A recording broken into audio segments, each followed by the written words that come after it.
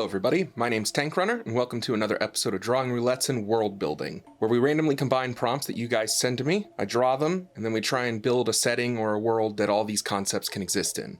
Today we're starting a new world, and we're going to be trying a new art style to go along with it. The idea for our new setting was to try and find a way to allow both a high-tech and low-magic system in the same world. I want a fantasy setting where people are just as likely, if not more likely, to carry a sword instead of a firearm. I want large machinery like mechs and tanks, but I also want a little magic to be mixed in as well. Maybe the people who live here have come to terms with their world being a supernatural place, filled with horrific monsters and witchcraft, and they're forced to use their large numbers and ingenuity to stay alive. I gave you guys machinery and magic as inspiration for your prompt ideas, and you did not disappoint with the words you sent me. I went ahead and randomly paired all of them, and just like before, there are some really amazing combos, and there are some really horrible ones. Now that we're all caught up to speed, we've got a lot of stuff to do today, so let's get started. Prompt 1, Smoke and Toxic. When starting this new world, I decided to take the opportunity to try out a new art style. So for these 4 prompts, I go for something that's closer to a Darkest Dungeon style of rendering shadows. I've never done anything like this before, so I elicited some help from a buddy of mine, DePietro Draws, who has damn near perfected it. He has a Facebook and an Instagram, possibly a few other things as well. You should definitely check him out, links in the description. He did his best to help me out, but still, at the end of the day, these 4 drawings are my first attempt at this style, so I'm a bit of a work in progress. The Rathian Empire is a massive, ever-growing territory of occupied land, originating from the capital city of Wrath. Most of the Rathian people live underground due to their large mining and drilling operations. That, and because most of the surface of their land has been scorched beyond repair, caused by many of their means of combat involving immense heat or open flame. Many of their foot soldiers are given flamethrowers, incendiary cocktails, and even melee weaponry specifically created to be set ablaze and kept lit for several hours. The border of their territories is guarded heavily by Rathian kill squads, or worse, what they refer to as the Onyx Vanguard. Members of this elite group are equipped with a type of exoskeleton that makes them stronger and faster than a normal human. These soldiers were selected by meeting certain specifications, and were trained from a very young age to withstand incredible heat and pain, an advantage that will become readily apparent when the rig is attached to them. However, even with this precaution, most children that begin the grooming process are removed from the program when their bodies reject the rig. Of the already small group of people who enter the training, only a fourth of those candidates join the Onyx Vanguard.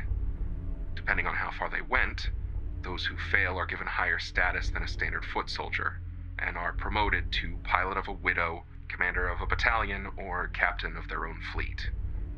If you're desperate enough, you may choose to avoid all that, and attempt another means of passing their barricades, and if so, you will be met with an armada of war balloons, or a field of sky mines that are filled with a highly flammable and explosive substance that sticks to anything it touches. Prompt 2, Oil Hal.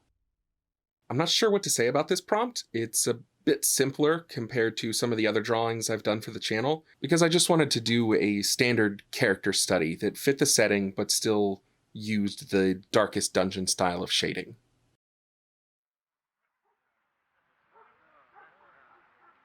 Today I go on my first patrol with my caravan.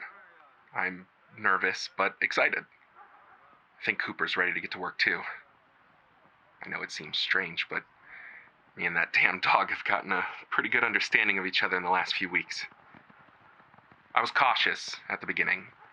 Cooper didn't even seem domesticated, let alone trained. There was a threatening air that lingered around him. But my commander reassured me that I had nothing to worry about, and that it would just take a little time for us to get acclimated to each other. The beast tamer at the barracks explained it to me like this. Cooper and all other companions like him work alongside people of their own accord. For all intensive purposes, they are still very much so wild animals. The forests have become so overgrown that even animals like Cooper have a difficult time finding a place to call home without being hunted by those monsters. Companions are capable of many things that we are not, and vice versa. We keep each other alive. They give us protection. Many of them can even smell the scent of monstrosities, so our patrols can steer clear of them. And in turn, we give them food, shelter, and in some cases, lifelong bonds in exchange for their services. We're a team. One is not above the other. Cooper is not my new guard dog. He's my new partner.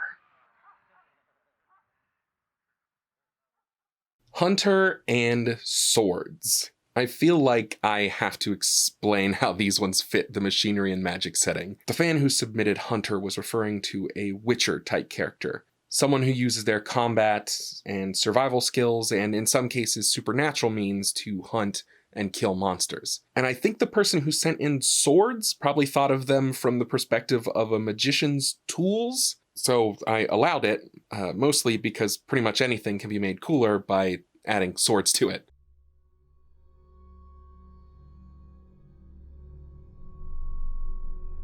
The world was not made for us. Everyone comes to that realization. But we're here. Nothing can change that. So we cannot give up. We cannot let fear control us, for the beast will always be there whether we fight back or not. The aristocracy of Troika says that their machines will save us, that it's just a matter of time before they're able to clear out the mists and level the forests.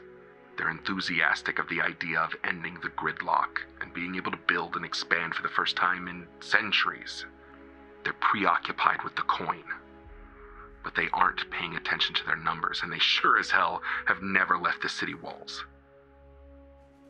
I've seen the things they're trying to fight against. I've seen what the woods do to their soldiers and those precious machines of theirs.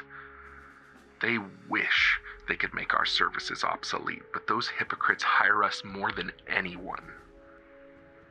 At the end of the day, machines or not, there are few things as effective as the work of a huntsman.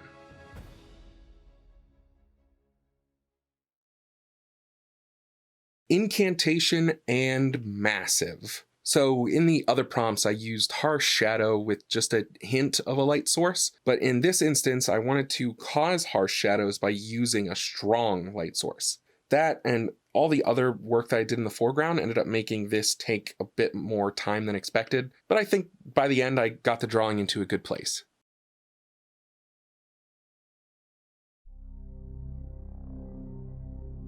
To the north of the Melmire Desert sits the ancient city of Zio, one of the smallest of the capital cities, but containing the highest population of people per capita. It is unknown when the city was built, but based on placement and building techniques, many scholars believe it to be one of the oldest of all of the cities still standing today. They made the most of what little space they had, trying not to destroy the beautiful farmland that they had grown accustomed to. But it would be this mentality that would be the thing to bring about their downfall. For when the undead plague began to spread from the east, it was only a matter of time before the sickness found its way to Zio's crowded streets. When the dead began to walk again, many citizens who lived in the countryside fled behind the walls, forcing the city to raise more buildings on top of pre-existing structures, giving Zio more qualities of a vertical maze than a city. With no one to take care of the lush landscape that the farmers had nourished, the land withered away, becoming rotten when exposed to the plague for long periods of time. Today, the people of Zio struggle to make ends meet, finding it nearly impossible to coexist with wandering hordes of ravenous Lazars. Many are unable to bring themselves to leave their family homes behind. Others see no way to leave safely. But a small few find their way to the sacred city of Rinsai, where they wish to learn some way to fight back against an enemy that is unkillable.